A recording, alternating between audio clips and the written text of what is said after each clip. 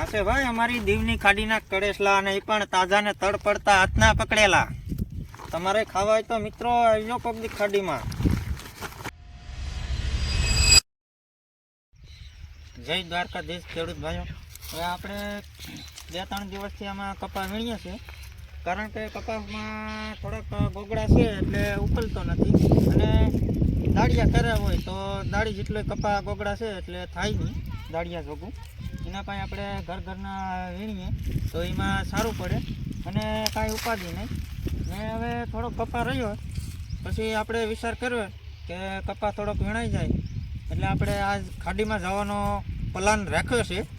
એટલે આપણે કપા એટલો વીણાય એટલે ખાડીનો પ્લાન કરવાનો છે, ને એ પણ આપણે દીવની ખાડીમાં જવાનું છે કસલા કાઢવા માટે. એ કસલા કાઢશું તે પણ તમને બતાવશું અમે. વહેલા હોય તો આપણી ચેનલ સબસ્ક્રાઈબ કરી દેજો. ખેડૂતની દુનિયા 1151. ઘણા હવે માણસોએ દીવ જોયું છે, અમુક માણસે દીવ પણ ન જોયું હોય તો આપણે દીવની ખાડીમાં જવાનું છે અને દીવની ખાડીના કસલા આપણે ગોડવા જવાના છે. હવે આપણે વાડીએથી ખાડીમાં નીકળી જાય. આપણે વાડીએથી 2-2.5-3 કિલોમીટર જેટલી ખાડી સેટી છે, અને આપણે ખેતરોમાંથી શેઢેથી ચાલુ જવાનું છે. આપણે કસલા ગોડવા માટે દાંતેડી લીધી, અને ખાડીમાં તો તમને ખબર જ હોય કે ખારું પાણી હોય. તો હવે આપણે વાડીએથી પાણીની બોટલ ભરી લીધી. તરસ લાગી હોય તો ઘૂંટડો પીવા થાય. હવે આપણે ચાલા જઈએ છીએ.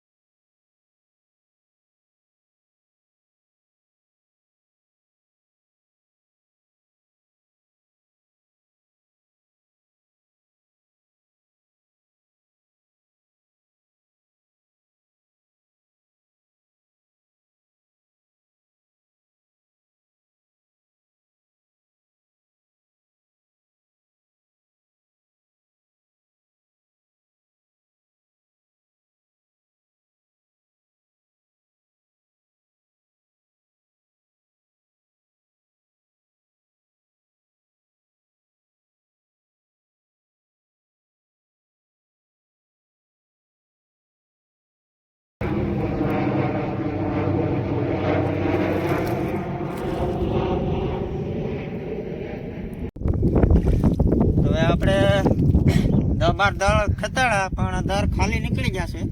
હવે આ દરે થોડુંક ગોડ્યું, કાંઈ આપણે હાથ નાખીએ તો અત્યારે કાંઈ અંબાતું નથી, પણ આપણે જોઈએ આમાં છીએ કે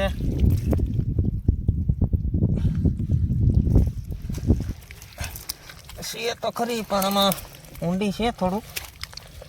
લગભગ તો 100% લાગે છે મને તો.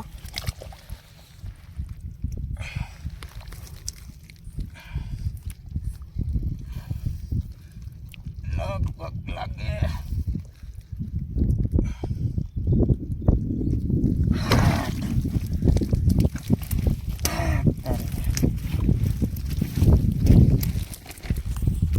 કાઢી તો ખરી.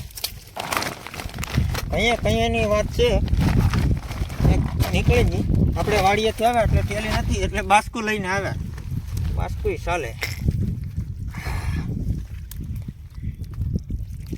કડેસલા આ છે ભાઈ અમારી દીવની ખાડીના કડેસલા, અને એ પણ તાજા ને તડ પડતા હાથના પકડેલા. તમારે ખાવા હોય તો મિત્રો આવજો પબ્લિક ખાડીમાં. હાલો હવે બીજું દર ગોતવા જઈએ. એક દર છે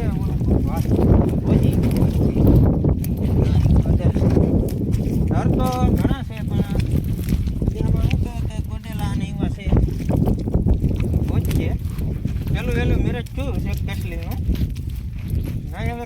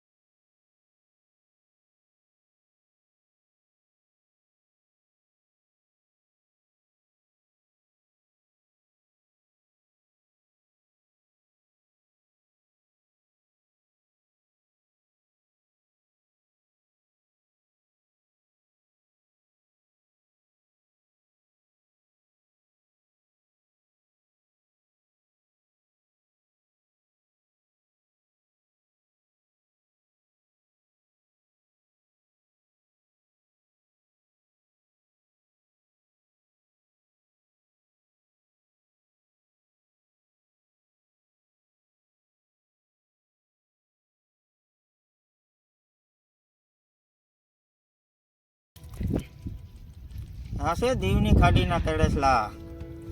કેમ છે?